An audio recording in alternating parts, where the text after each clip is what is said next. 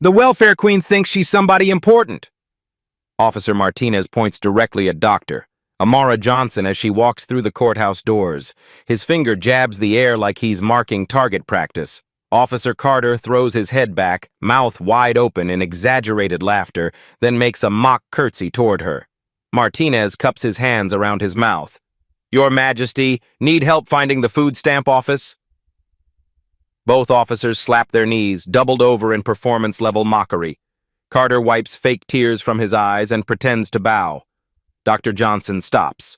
Every muscle in her body could snap these men in half, but instead she simply adjusts her government-issued briefcase. The same hands that have briefed presidents now smooth down her blazer. Her eyes scan their faces with the cold precision of someone who has spent 2 decades cataloging threats to national security. She says nothing. Not yet. Have you ever watched someone dig their own grave with their mouth? Inside the courtroom, Officer Martinez straightens his uniform and walks to the witness stand like he owns the place. His chest puffs out, his shoulders roll back, and that same smirk from the hallway now spreads across his face as he places his hand on the Bible. This is his territory, his version of the truth. State your name for the record, the defense attorney says, adjusting his expensive tie. Officer Daniel Martinez, badge number 4187, 15 years of dedicated service to this community. Martinez makes sure to emphasize dedicated service while looking directly at Dr. Johnson. 15 years of dealing with people who think the rules don't apply to them. The defense attorney nods approvingly. Officer Martinez, please tell the court what happened on the evening of March 15th. Martinez leans into the microphone, his voice carrying the authority of someone who's told this story 100 times before. My partner, Officer Carter, and I were conducting routine patrol duties when we observed a vehicle traveling 15 miles per hour over the posted speed limit. Standard traffic violation. Nothing unusual about it. He pauses, letting his eyes sweep across the mostly white courtroom gallery. Several jurors nod along. This is familiar territory for them, too. So we initiated a traffic stop, standard procedure. The driver pulled over immediately, which was cooperative, I'll give her that. But the moment I approached the vehicle, her whole attitude changed. Martinez shakes his head with practiced disappointment. Suddenly she's arguing, raising her voice, making accusations. What kind of accusations, Officer Martinez? The usual stuff we hear every day. Racial profiling, harassment. She kept saying we had no right to stop her, that we were targeting her because of her race. Classic deflection tactics. Martinez glances at the jury box. Look, I've been doing this job for 15 years. I've seen every excuse in the book. But this lady, she takes it to a whole new level. Officer Carter sits in the gallery, nodding supportively at every word. His presence serves as silent backup to Martinez's testimony, 2 uniforms against 1 woman. How so? The defense attorney prompts. Martinez actually chuckles. She starts pulling out all these official-looking documents. Claims she's some kind of federal agent. Says she works for Homeland Security. He makes air quotes with his fingers. Now, I've seen fake IDs before, but this was elaborate. Professional-looking. Someone put real effort into making these forgeries look authentic. The courtroom murmurs appreciatively. Even the judge raises an eyebrow as if impressed by the lengths some people will go to avoid a simple traffic ticket. She's waving these papers around, demanding to speak to my supervisor, saying she outranks me. Meanwhile, she's getting more and more agitated. At one point, she actually stepped out of her vehicle in what I perceived as an aggressive manner. You felt threatened? Absolutely. When someone claims to have federal authority and starts acting erratically, that's a red flag for officer safety.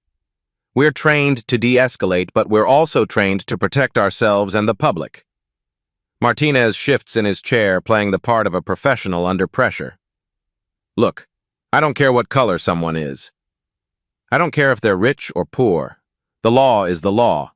And when someone resists a lawful order, when they become combative and start making threats about their supposed connections, well, that's when things escalate.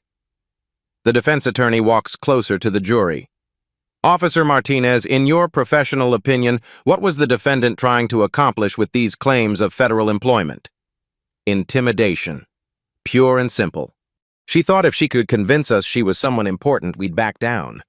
Let her go without consequence. It's a common tactic among people who think they're above the law. Martinez looks directly at Dr. Johnson again, his stare cold and dismissive. Some people think if they dress nice, talk fancy, and wave around impressive-looking paperwork, they can manipulate law enforcement. But badges don't lie. Training doesn't lie. And 15 years of experience doesn't lie. The prosecutor objects half-heartedly to the editorial commentary, but the damage is done. Martinez has painted Dr. Johnson as a manipulative liar who fabricated federal credentials to escape consequences for her actions. Officer Martinez, the defense attorney continues. During this interaction, did the defendant make any statements that seemed rehearsed or calculated? Oh, absolutely. She had answers for everything. Too many answers, if you know what I mean. Like she'd practiced this routine before. She mentioned specific protocols, used law enforcement terminology, even referenced federal oversight procedures. But here's the thing. Anyone can Google that information nowadays. Anyone can study up and try to sound official. Martinez leans forward conspirationally. In my experience, real federal agents don't need to announce themselves with a stack of papers and a bunch of threats. They show their credentials quietly, professionally. They don't create a scene in the middle of a traffic stop. And what happened when you asked to verify her identity through official channels? She became evasive. Started talking about classified clearances and need-to-know basis. Red flags everywhere. When someone won't let you verify their claims through proper channels, that tells you everything you need to know. The defense attorney nods gravely. Officer Martinez, based on your 15 years of experience, your extensive training, and your observations that evening, what is your professional assessment of the defendant's behavior? Martinez straightens up, putting on his most official voice. In my professional opinion, Doctor. Johnson engaged in impersonation of a federal officer, obstruction of justice, and resisting lawful arrest. She attempted to use fraudulent documents and false claims of authority to intimidate law enforcement officers in the performance of their duties. He pauses for effect, making sure every word sinks in. This wasn't someone confused or scared. This was someone who thought she could talk her way out of consequences by pretending to be something she's not. And when that didn't work, she got combative. That's when officer safety protocols kicked in, and we had no choice but to place her under arrest. The courtroom falls silent. Martinez has delivered his testimony with the confidence of someone who has never been successfully challenged. His version of events paints Dr. Johnson as a sophisticated con artist who nearly fooled two experienced officers. As he steps down from the witness stand, Martinez straightens his uniform one more time and gives Dr. Johnson a look that says, "Try to get out of this one." But Dr. Johnson just sits there, calm as still water, making notes in a leather portfolio. She hasn't said a word during the entire testimony. She hasn't objected or reacted or shown any sign of the agitation Martinez described. She just writes. And wait. Dr. Amara Johnson rises from her seat with the fluid precision of someone who has commanded rooms far more powerful than this one. No theatrics, no dramatic gestures. She simply stands, smooths her blazer once, and walks to the witness stand like she's done this 1,000 times before. The bailiff holds out the Bible. Dr. Johnson places her right hand on it without hesitation, her left hand raised. Do you swear to tell the truth, the whole truth, and nothing but the truth? I do. Her voice carries across the courtroom with quiet authority. Not loud, not aggressive, just absolutely certain. Please state your name for the record. Dr. Amara Elena Johnson. She pauses just long enough for the title to register with the jury. Doctorate in International Security Studies from Georgetown. Master's in Criminal Justice from George Washington University. The defense attorney's eyebrows raise slightly. This wasn't in Martinez's version of events. Dr. Johnson's attorney, a sharp black woman named Sarah Carter, approaches the witness stand. Dr. Johnson, please tell the court what happened on the evening of March 15th. I was returning from Washington, D.C. after completing a classified briefing at federal headquarters. The meeting concluded at approximately 6:30 p.m., and I was driving home via Interstate 95 when I observed flashing lights in my rearview mirror at exactly 7:47 p.m. The precision catches everyone's attention.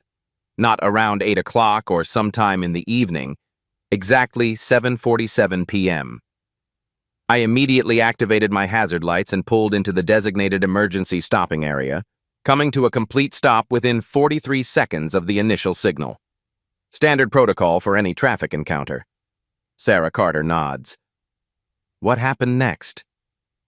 Officer Martinez approached my vehicle with his hand positioned on his service weapon, which is unusual but not unprecedented for evening stops.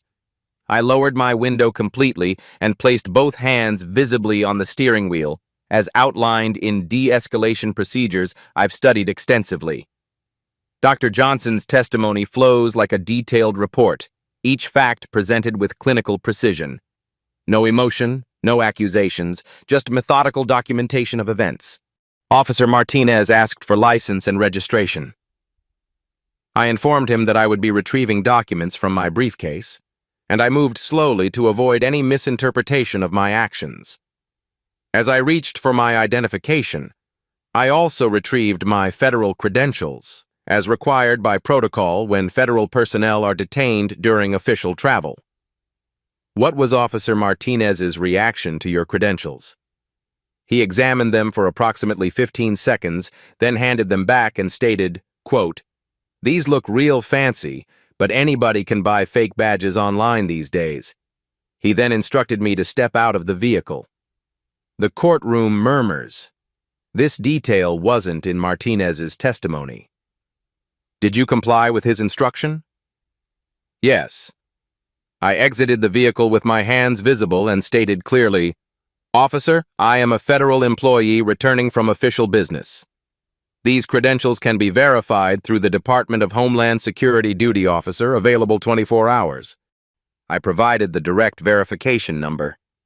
Dr. Johnson reaches into her blazer and pulls out a small, official-looking card.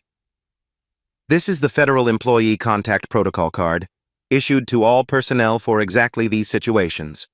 She holds it up briefly, then returns it to her pocket. The movement is smooth, practiced, like she's done it countless times in far more serious circumstances. What was Officer Martinez's response to your offer of verification?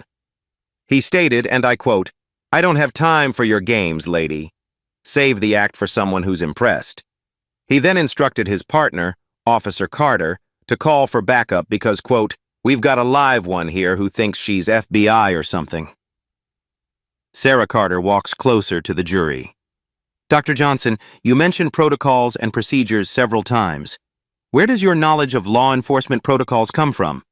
I have spent the past 20 years developing, implementing, and overseeing federal law enforcement training protocols across multiple agencies. My work involves extensive collaboration with local, state, and federal law enforcement to ensure consistent application of constitutional standards during civilian encounters. She says this matter-of-factly, like mentioning she's spent 20 years teaching elementary school. No pride, no boasting, just professional background. In your professional experience, did Officers Martinez and Carter follow standard protocol during your detention? No. Multiple violations occurred within the first 5 minutes of contact. Failure to verify federal credentials when offered. Failure to utilize available communication channels for identity confirmation. Escalation of force posture without documented cause for officer safety concerns. Dr. Johnson pulls a manila folder from her briefcase and sets it on the witness stand ledge. She doesn't open it, just places it there like a chess piece being positioned. Dr. Johnson, you mentioned you were returning from a classified briefing. Can you tell us the general nature of that briefing? I am not at liberty to discuss specific details due to national security classifications. However, I can state that the briefing concerned emerging patterns in law enforcement accountability and constitutional compliance across federal jurisdiction areas. The irony hangs in the air like smoke.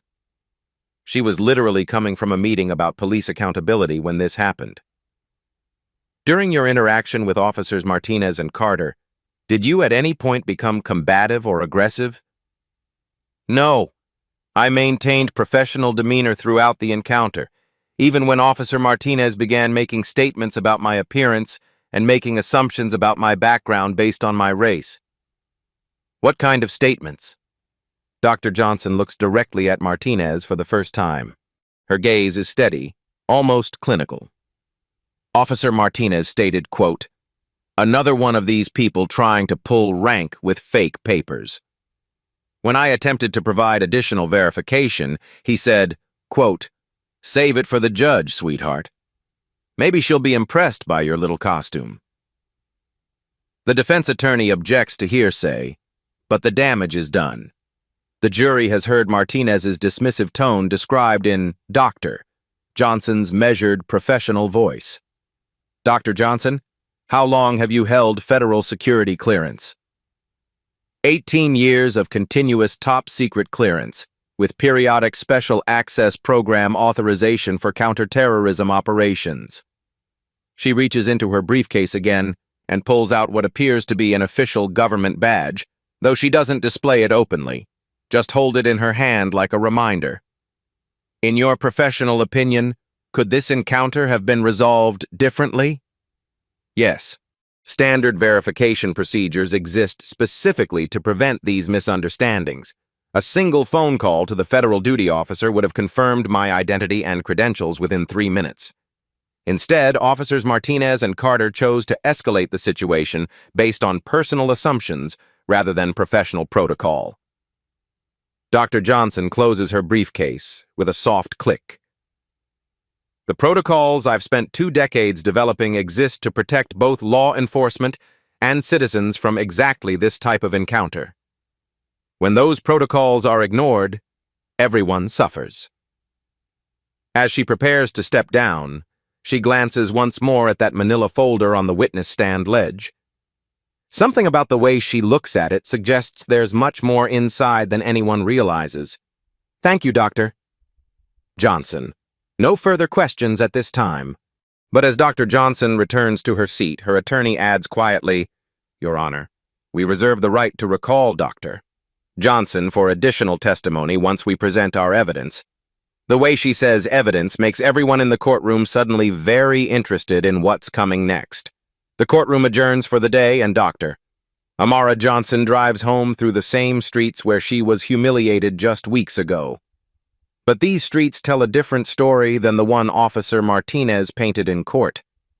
Her house sits in a quiet neighborhood where American flags flutter from several porches. Not the kind of place Martinez would expect a welfare queen to live. The 2-story colonial is modest but well-maintained, with a small garden where she grows vegetables and a driveway where her government-issued sedan sits next to a practical Honda Civic. Inside, the walls tell the real story of Dr. Amara Johnson. Framed photographs line the hallway leading to her home office. There she is, shaking hands with the last 3 presidents. Another photo shows her receiving a commendation from the Director of Homeland Security. A third captures her briefing a room full of serious-looking officials around a mahogany conference table. But the most telling photo sits on her desk. Dr. Johnson in tactical gear, standing with a team of federal agents outside a building with Joint Terrorism Task Force visible on a sign behind them. She's not posing for the camera. She's pointing at something off-frame, clearly in command. Her phone buzzes. Mom, how did it go today? The voice belongs to her daughter, Maya, a 3rd-year law student at Howard University. About as expected, Doctor. Johnson says, settling into her office chair. Martinez performed exactly as I predicted he would.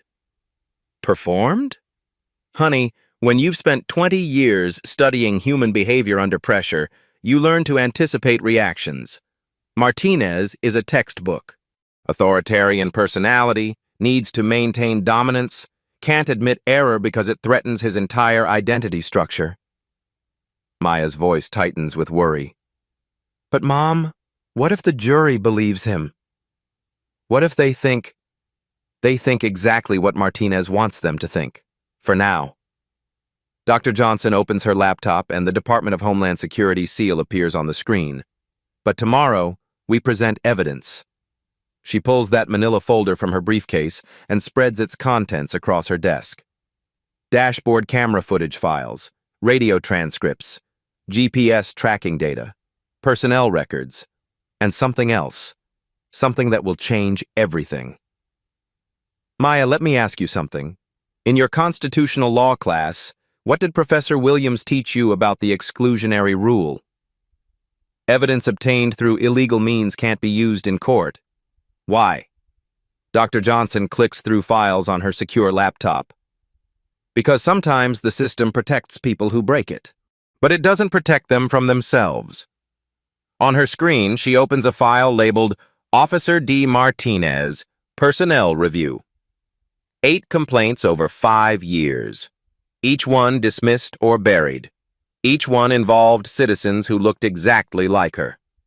Mrs. Williams, age 67, pulled over for suspicious behavior that turned out to be driving while black to her grandson's graduation. Mr. Thompson, age 34, detained for matching a suspect description that was mysteriously vague when investigators requested details. Miss Rodriguez, age 28, was arrested for disorderly conduct after asking why she was being stopped. All dismissed, all buried, all featuring the same officers. Mom? Are you still there? I'm here, baby. Just reviewing some files. Dr. Johnson's voice carries a weight Maya has heard before, usually when her mother was working cases that kept her up all night.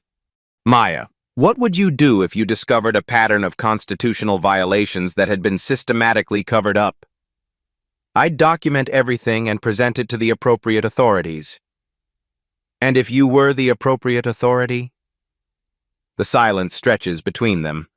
Maya is brilliant, already interning with a federal judge, but she's never seen this side of her mother's work. Mom, what exactly do you do for Homeland Security? Dr. Johnson looks at the commendations on her wall. Director's Award for Excellence in Counterterrorism Operations, Presidential Citation for Distinguished Service, Certificate of Appreciation from the Attorney General's Office for Exceptional Contributions to Civil Rights Enforcement. I protect the Constitution, sweetheart, sometimes from foreign threats, sometimes from domestic ones. She opens another file. This one contains dashboard camera footage from her own vehicle, footage that Martinez doesn't know exists because he never bothered to look for it. Footage that captures every word, every gesture, every moment of contempt from 2 officers who thought they were dealing with someone powerless. Maya, I need to go. I have work to finish before tomorrow. Mom, be careful. These people have been getting away with this for years. They won't go down easily. Dr. Johnson smiles at a photo on her desk, her graduation from the FBI National Academy, where she finished first in her class and won the award for excellence in crisis management. Honey, I've taken down international terrorist networks. I've dismantled organized crime syndicates. I've prevented attacks on American soil that would have made 9/11 look like a warm-up. She closes the laptop and looks out her window at the neighborhood where Officer Martinez thinks people like her don't belong. 2 corrupt cops with badges and attitudes? That's not a threat. That's Tuesday. Tomorrow, everyone will learn who they've been dealing with, and tomorrow, Officer Martinez will discover that some people you shouldn't laugh at. Day 2 in the courtroom feels different. Dr. Johnson enters wearing the same composed expression, but something has shifted overnight. Officer Martinez still swaggers to his seat, but Officer Carter looks like he didn't sleep well. The defense attorney shuffles through papers with the nervous energy of someone who suspects the game is about to change. Sarah Carter, Dr. Johnson's attorney, rises with a tablet in her hand and an expression that suggests She's about to enjoy herself immensely. Your Honor, the defense would like to present video evidence from the traffic stop in question. The defense attorney bolts upright. Objection! We weren't notified of any video evidence. Your Honor, Sarah Carter responds calmly. This evidence was obtained from the defendant's personal vehicle dashboard camera, which is perfectly legal and admissible. We're providing it now under discovery rules. Judge Harrison adjusts his glasses. Proceed, counselor. A large screen descends from the ceiling. The courtroom falls silent as Sarah Carter connects her tablet. Officer Martinez shifts in his seat, but maintains his confident posture. After all, what could they possibly have on video? Ladies and gentlemen of the jury, what you're about to see is unedited footage from Dr. Johnson's dashboard camera, beginning at 7:45 p.m. on March 15th. The video begins. Dr. Johnson's vehicle is traveling in the right lane, clearly obeying traffic laws. The timestamp shows 7:47 p.m. when flashing lights appear behind her. She immediately signals, activates hazard lights, and pulls over within 43 seconds, exactly as she testified. So far, nothing controversial. Martinez relaxes slightly. But then the audio kicks in. As the police cruiser's doors slam shut, voices carry clearly to Dr. Johnson's dashboard microphone. Officer Martinez's voice cuts through the evening air. Check this out, Carter. Bet you $20 she starts crying about racial profiling before I even ask for her license. Officer Carter's voice responds, You're on. But I say she plays the important person card first. These people always think they're somebody special. The courtroom erupts in shocked murmurs. This conversation happened before either officer approached her vehicle, before they knew anything about her except what they could see through her rear window. Martinez's face drains of color, but Carter looks like he might be sick. The video continues. Martinez approaches Dr. Johnson's vehicle with his hand on his weapon, exactly as she described. Through the audio, they hear her calm voice. Good evening, officer. I'm reaching for my license and registration now. But what they also hear is Martinez muttering under his breath as he walks up, Federal agent my ass, watch this performance. The jury is riveted. This is Officer Martinez commenting on Dr. Johnson's federal credentials before she had even shown them to him. On screen, Doctor. Johnson hands over her documents. Martinez examines them for exactly 15 seconds, as she testified. But the camera captures his facial expressions. He doesn't look confused or suspicious. He looks annoyed that the credentials appear genuine. These look real fancy. His voice comes through clearly. But anybody can buy fake badges online these days. But then the microphone picks up something he said to Carter when he walked back to discuss the situation. Damn it, these actually look legit. But no way this lady is federal. Look at her. Chen's voice responds. Maybe we should call it in for verification. Hell no. I'm not going to be the cop who got punked by some wannabe with good fake papers. Besides, look at this neighborhood. You think Homeland Security lives around here? The video continues rolling. Every gesture, Doctor. Johnson described is captured in perfect detail. Her calm compliance, her professional demeanor, her clear offers to provide verification through federal channels. And it captures something else. Martinez making exaggerated facial expressions to Carter, rolling his eyes, making crazy person gestures behind Dr. Johnson's back while she's trying to explain her federal credentials. But the most damaging moment comes when Dr. Johnson, still maintaining perfect composure, says, Officer, I understand your caution, but I'm offering to provide immediate verification through the Department of Homeland Security duty officer. The number is on the card I gave you. Martinez's response, captured in crystal clear audio. Lady, I don't care if you claim to work for the president himself. You're getting a ticket, and if you keep running your mouth, you're getting arrested too. Chen can be heard saying quietly, Martinez, maybe we should what? Let her play us like idiots? No way. The video shows Martinez returning to Dr. Johnson's window, his body language aggressive now. "Step out of the vehicle, ma'am." "May I ask why, officer?" "Because I said so, and keep your hands where I can see them." As Dr. Johnson complies, the camera captures Martinez saying to Carter, "Watch this." Bet she starts with the race card now. But Dr. Johnson doesn't mention race. She continues trying to offer professional cooperation. "Officer, if you'll allow me to contact my supervisor, this situation can be resolved quickly and professionally." Martinez's response sends chills through the courtroom. "Your supervisor?" "Lady, your supervisor is probably running a corner store somewhere. Stop the act." The video continues for another 8 minutes. Every claim Martinez made in his testimony is systematically contradicted by his own actions and words.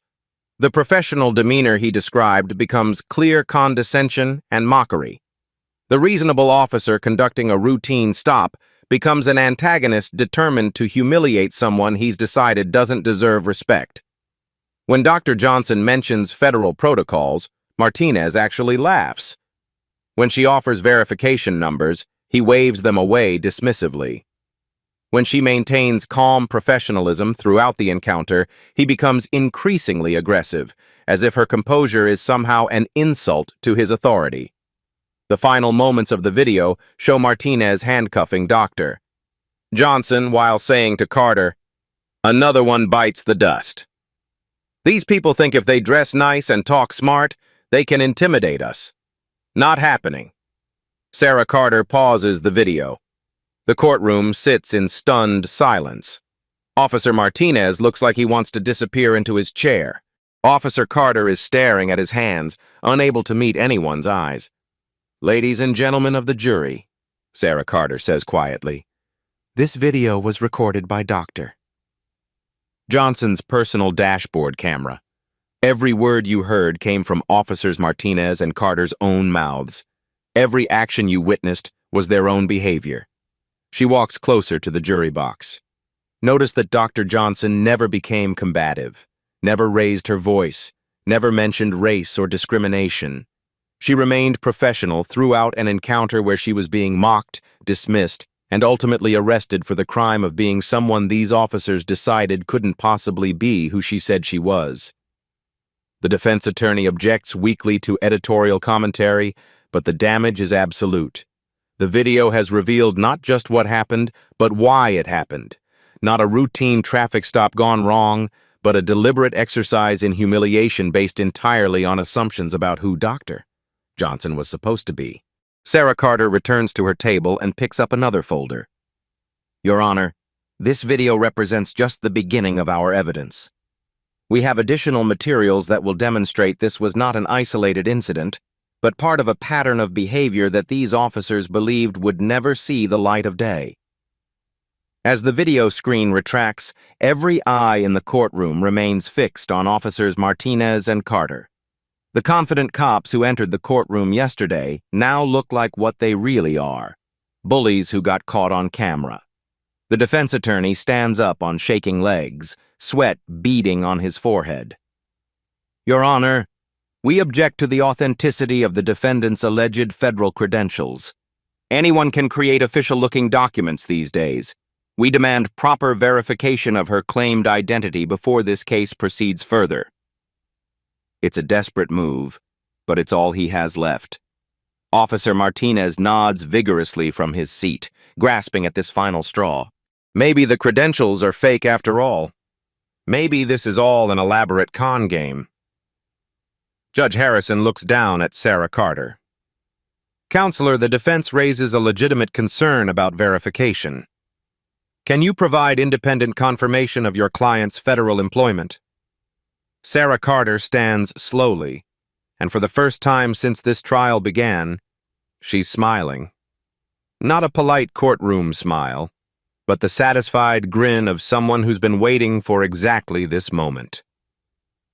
"Your Honor, I'd be happy to provide verification. In fact, I have a witness here today who can speak to Dr. Johnson's credentials and position within the federal government." She walks to the courtroom doors and opens them. I call Deputy Director James Mitchell of the Department of Homeland Security. A tall man in an impeccably tailored black suit enters the courtroom. His presence immediately commands attention, the kind of person who clearly holds serious authority. Secret Service agents take positions near the doors. The atmosphere in the room shifts instantly from small-town courthouse drama to federal investigation. Officer Martinez's face goes completely white. Officer Carter looks like he might faint. Deputy Director Mitchell approaches the witness stand with the bearing of someone accustomed to briefing presidents and testifying before Congress. He places his hand on the Bible with the same matter-of-fact confidence that Dr. Johnson displayed. Please state your name and position for the record. Deputy Director James Mitchell, United States Department of Homeland Security. I oversee all domestic counterterrorism operations and federal law enforcement coordination across 34 states, including this jurisdiction. The words hit the courtroom like a physical force. This isn't just federal verification, this is the federal verification. A man whose decisions affect national security policy has taken time from his schedule to appear in this small courthouse. Sarah Carter approaches the witness stand. Deputy Director Mitchell, do you know the defendant, Doctor? Amara Johnson? Yes, I do. Dr. Johnson reports directly to me as Assistant Director of Federal Law Enforcement Standards and Training. She has held this position for the past 8 years. The jury sits in stunned silence. Assistant Director. Not some mid-level federal employee, but someone who outranks police chiefs, sheriff's departments, and most federal agents they've ever heard of. Can you describe, Dr. Johnson's responsibilities in this role? Dr. Johnson oversees the development and implementation of constitutional compliance training for all federal law enforcement agencies, as well as coordination with state and local departments. She literally writes the procedures that govern how law enforcement officers are supposed to conduct interactions with citizens. Deputy Director Mitchell turns slightly toward the jury. To put this in perspective, Doctor, Johnson's work affects the training protocols for over 800,000 law enforcement officers across the United States. When officers attend federal training seminars on constitutional policing, they're learning curricula that Dr. Johnson developed. Officer Martinez slides lower in his chair. The woman he arrested for impersonating a federal officer actually outranks everyone in his entire police department. Deputy Director Mitchell, was Dr. Johnson traveling on official business on the evening of March 15th? Yes. She was returning from a classified briefing at our Washington headquarters regarding emerging patterns in law enforcement accountability. Specifically, we're investigating systematic constitutional violations in certain jurisdictions. The irony is so thick you could cut it with a knife. Dr. Johnson was literally coming from a meeting about police misconduct when she was subjected to police misconduct. What is Dr. Johnson's security clearance level? Top secret/SCI with special access program authorization. She's been cleared at this level for 18 consecutive years without incident. Sarah Carter walks toward Officer Martinez. Deputy Director Mitchell, in your professional opinion, how should local officers respond when they encounter federal personnel during routine stops? Standard protocol requires immediate verification through federal duty officer channels. Any sworn law enforcement officer in this country has access to these verification systems 24 hours a day. There is absolutely no excuse for failing to confirm federal credentials when they're presented. He pauses, letting his words sink in. Furthermore, federal personnel are required to carry verification contact information precisely to prevent these misunderstandings. What happens when local officers fail to follow these protocols? Deputy Director Mitchell's voice takes on a harder edge.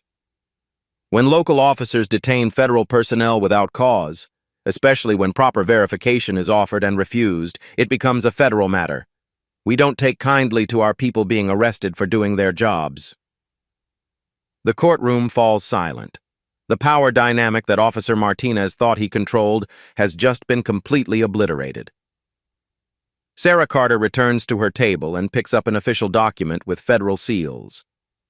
Your Honor, I'm submitting Deputy Director Mitchell's sworn affidavit confirming Dr. Johnson's identity, position, and the official nature of her travel on March 15th. She turns toward Officer Martinez, whose confident smirk from yesterday has been replaced by the expression of a man who's just realized he's in more trouble than he ever imagined. Still laughing, Officer Martinez? The question hangs in the air like a challenge. Yesterday, Martinez was the authority figure dealing with another troublemaker. Today, he's a small-town cop who arrested someone who could end his career with a single phone call, and everyone in the courtroom knows it. Sarah Carter doesn't waste time savoring the moment. While Officer Martinez is still processing the fact that he arrested a federal official who outranks his entire chain of command, she's already reaching for another file folder. This one is thicker than the others, packed with documents that spell out a much bigger problem. Your Honor, now that we've established Dr. Johnson's legitimate federal authority, I'd like to present evidence that this incident was not an isolated case of poor judgment, but part of a deliberate pattern of constitutional violations. She opens the folder and pulls out a stack of official reports. I call Officer Martinez back to the witness stand for cross-examination. Martinez looks like he'd rather be anywhere else in the world, but he has no choice. He walks to the witness stand like a man heading to his own execution. Officer Martinez, how many complaints have been filed against you in the past 5 years? The defense attorney objects immediately. Relevance, Your Honor. Your Honor, this goes directly to Officer Martinez's credibility and pattern of behavior when encountering citizens he perceives as difficult, Sarah Carter responds. I'll allow it. Answer the question, Officer Martinez. Martinez shifts uncomfortably. I'm not sure of the exact number. Sarah Carter holds up a thick file. According to your personnel records, which we subpoenaed yesterday, 8 formal complaints have been filed against you since 2019. 8 complaints, Officer Martinez. All involving citizens of color, all dismissed by your department without investigation. She walks closer to the witness stand. Let me refresh your memory. Mrs. Dorothy Williams, age 67, pulled over for suspicious behavior that turned out to be driving to her grandson's graduation. You told her to stay in her lane both literally and figuratively. Remember that one? Martinez's jaw tightens. Every stop I make is justified. Mr. Carlos Thompson, age 34, detained for matching a suspect description. When Internal Affairs asked for the description you were matching him to, you couldn't produce one, but you did tell him that his kind always causes trouble in this neighborhood. Officer Carter is staring at his hands, looking more uncomfortable with each revelation. Miss Sandra Rodriguez, age 28, was arrested for disorderly conduct after asking why she was being stopped. The charges were dropped when video evidence showed she never raised her voice or made any threatening gestures. But you did call her another entitled princess who thinks she's special. Sarah Carter turns to face the jury. Notice a pattern here? Citizens of color who question Officer Martinez's authority. Citizens who don't immediately defer to his badge. Citizens who, in his own words, think they're someone special. She returns to Martinez, who's gripping the witness stand rail so tightly his knuckles are white. Officer Martinez, in your 15 years of service, how many white citizens have you arrested for disorderly conduct during traffic stops? I don't keep track of statistics like that. Well, I do. Sarah Carter consults her file. 0. In 15 years, you have never arrested a white citizen for disorderly conduct during a routine traffic stop. But you've arrested 11 citizens of color for the same offense. The courtroom buzzes with shocked murmurs. Even the judge raises his eyebrows at this statistic. Your Honor, I'd like to call Officer Carter to the stand as well. Officer Carter looks like he wants to disappear, but he trudges to the witness stand after Martinez steps down. His hands shake as he's sworn in. Officer Carter, you've been Officer Martinez's partner for 3 years. During that time, have you ever witnessed him make racially disparaging comments about citizens? Chen's voice is barely audible. We... Sometimes officers get frustrated. That's not what I asked. Have you witnessed Officer Martinez make racially disparaging comments? Yes or no? Long pause. Carter looks at Martinez, then at the floor. Yes. Have you ever reported these comments to your supervisors? Another long pause. No. Why not? Because Martinez said it was just cop talk, that everyone does. That would make me a snitch. Sarah Carter nods grimly. Officer Carter, when you heard the dashboard camera audio yesterday, were you surprised by Officer Martinez's comments about Dr. Johnson? Chen's voice cracks slightly. No, that's how he talks about most of the people we stop in certain neighborhoods. The admission hangs in the air like poison gas. Officer Carter has just confirmed that the dashboard camera didn't capture an aberration. It captured standard operating procedure. Officer Carter, do you understand that by remaining silent about these constitutional violations, you became complicit in them? Chen nods miserably. He knows his career is over too. Sarah Carter returns to her table and picks up one final document. Your Honor, I'm submitting evidence that this police department has a systematic pattern of dismissing complaints against Officer Martinez without investigation. 8 complaints in 5 years, all involving citizens of color, all buried without proper review. She turns to face the entire courtroom. This isn't about one bad traffic stop. This is about 2 officers who believed they could humiliate, arrest, and intimidate citizens with impunity because the system always protected them before. Her voice rises with righteous anger. They were wrong. Today, the system works. Today, there are consequences. Today, the pattern ends. The courtroom erupts in applause before the judge can call for order. But the applause isn't what matters. What matters is the look of absolute defeat on Officer Martinez's face as he realizes that 20 years of getting away with this behavior has finally caught up with him. The defense attorney rises for his closing argument with the desperate energy of a man trying to stop a freight train with his bare hands. His expensive suit can't hide the fact that his case has been completely demolished by evidence he never saw coming.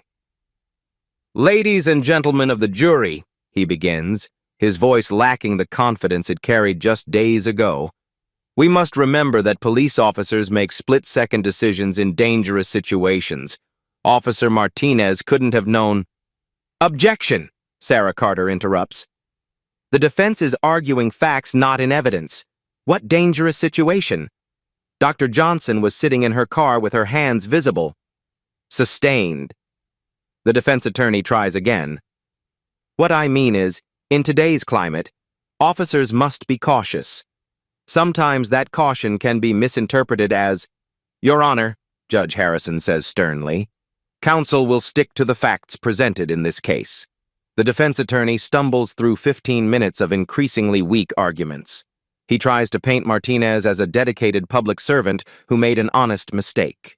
He attempts to downplay the dashboard camera audio as heat-of-the-moment comments.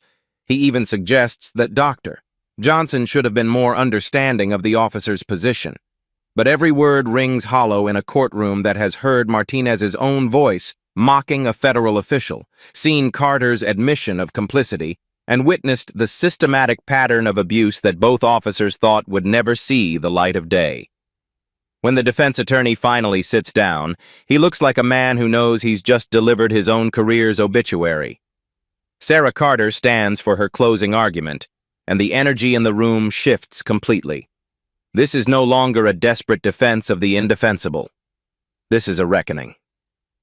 Ladies and gentlemen of the jury, 3 days ago, Officer Martinez walked into this courtroom confident that his badge would protect him from the consequences of his actions. He believed that his word would be taken over Dr. Johnson simply because he wore a uniform and she was a black woman he'd decided didn't belong in his world. She walks slowly in front of the jury box, making eye contact with each juror. But the truth has a way of surfacing, doesn't it? And the truth in this case is captured in Officer Martinez's own words, recorded by technology he didn't know existed, spoken with the casual cruelty of someone who believed he would never be held accountable. Sarah Carter turns toward Martinez, who can't meet her gaze. Another welfare queen. These people always think they're somebody special. Your supervisor is probably running a corner store somewhere. These weren't heat-of-the-moment comments. These were the practiced words of someone who has been degrading citizens for years. She returns to the jury. But here's what Officer Martinez didn't know. Dr. Johnson wasn't just somebody special.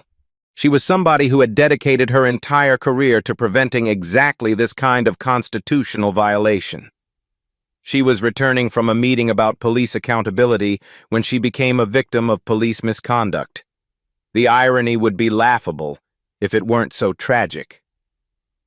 The courtroom is dead silent. Every word carries the weight of absolute truth.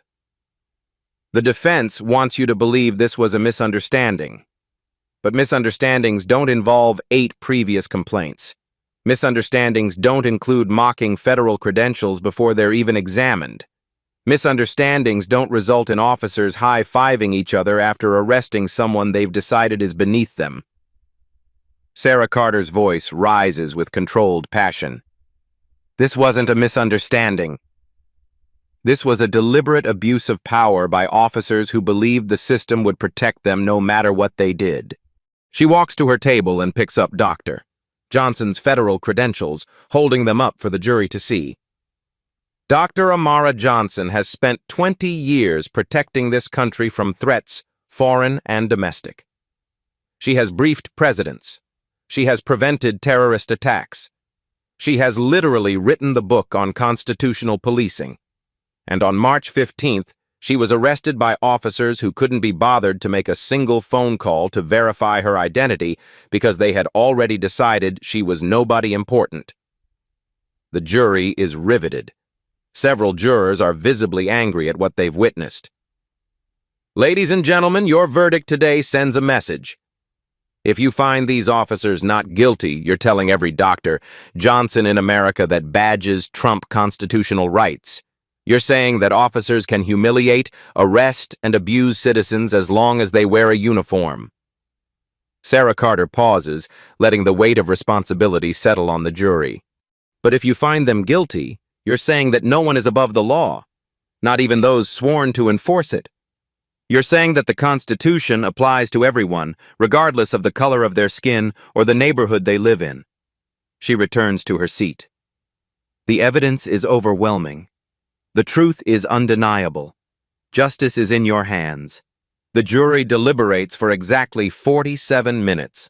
When they return, the foreman stands with the verdict form in his trembling hands. On the charge of deprivation of civil rights under color of law against Officer Daniel Martinez, we find the defendant guilty. Officer Martinez's head drops into his hands. On the charge of conspiracy to violate civil rights against Officer Robert Carter, we find the defendant guilty. The courtroom erupts. But Judge Harrison isn't finished. Officer Martinez, you are hereby sentenced to 2 years in federal prison, immediate termination from law enforcement, and prohibition from ever serving in law enforcement again. You will also pay restitution to Dr. Johnson for damages. Martinez looks up with tears in his eyes, but Judge Harrison continues. Officer Carter, for your cooperation and demonstrated remorse, you are sentenced to 1 year of community service, immediate termination, and 5 years probation. Judge Harrison turns his attention to Dr. Johnson, who has maintained her composure throughout the entire trial. Dr. Johnson, this court apologizes for the treatment you received from officers sworn to protect and serve. Your dignity throughout this ordeal reflects the highest standards of public service. As the gavel falls, Doctor. Johnson finally allows herself a small smile. Justice, delayed by weeks of legal proceedings, has finally been served. And Officer Martinez, who 3 days ago was laughing at a woman he thought was powerless, is now a convicted felon who will never wear a badge again. 6 months later, the mall security uniform doesn't fit Daniel Martinez the way his police uniform used to. The polyester is cheap, the badge is plastic, and the respect he once commanded has evaporated completely. He walks his rounds past teenagers who ignore him and shoppers who don't even notice he exists. The man who once arrested a federal official for impersonating someone important now asks people not to loiter near the food court. Robert Carter wears an orange vest as he picks up trash along Highway 95. Community service, 8 hours a day, 5 days a week. He thinks about Dr. Johnson every time a government car drives past. He thinks about the phone call he could have made, the verification that would have taken 3 minutes, the career he threw away because he was too afraid to stand up to his partner. But their story is just the beginning. Dr. Amara Johnson stands at a podium in the Hart Senate office building, addressing the Committee on Homeland Security and Governmental Affairs. The same calm voice that remained steady under Martinez's mockery now carries across C-SPAN cameras to millions of Americans. Senators, the case in question represents a systematic failure of accountability that extends far beyond 2 officers in one jurisdiction. When federal personnel can be arrested for presenting legitimate credentials, when verification protocols are ignored, when complaints are buried without investigation, we have a constitutional crisis. The senators listen intently as she presents her recommendations. Body cameras for all traffic stops. Mandatory verification procedures for federal credentials, independent oversight of complaint investigations, zero tolerance for officers with patterns of constitutional violations. The Johnson Protocol, as it comes to be known, is implemented in police departments across the country within 8 months. Training academies now use dashcam footage from her arrest as an example of how not to conduct law enforcement interactions. Maya Johnson graduated from Howard Law School that spring, finishing second in her class. During her graduation speech as student body president, she talks about watching her mother's dignity under fire, about the power of remaining calm when others try to break you, about the importance of fighting for justice even when the system seems stacked against you. My mother taught me that dignity isn't about how others treat you, Maya tells the assembled graduates. It's about how you treat yourself and how you treat others, especially when no one is watching. Dr. Johnson sits in the audience, the same composed expression she wore in that courtroom, but her eyes shine with pride. The local police department undergoes federal oversight for 2 years. 8 officers are terminated for misconduct after the FBI investigation reveals a culture of corruption that went far beyond Martinez and Carter. The new police chief, a black woman with a doctorate in criminal justice, implements community policing programs that actually serve the neighborhood's officers once terrorized. But the most important change happens in courtrooms across America, where defense attorneys can no longer assume that a badge automatically trumps a citizen's word, where prosecutors know that constitutional violations will be prosecuted regardless of who commits them, where judges understand that justice delayed is justice denied, but justice delivered sends a message that echoes far beyond any single case. Dr. Johnson returns to her work at Homeland Security, but now she carries something additional. Proof that the system can work when citizens refuse to stay silent, when evidence speaks louder than assumptions, and when dignity defeats prejudice. If this story moved you, hit that like button and subscribe to Black Tales Stories for more incredible tales of justice prevailing against all odds. Share this with someone who needs to see that truth always finds a way to surface, and that standing up for what's right is never wasted effort. What would you have done in Dr. Johnson's position? Drop your thoughts in the comments below, and don't forget to ring that notification bell because next week, we're bringing you another unbelievable story of an underestimated person who shocked everyone when they revealed who they really were. Sometimes the most powerful thing you can do is stay calm and let the truth speak for itself.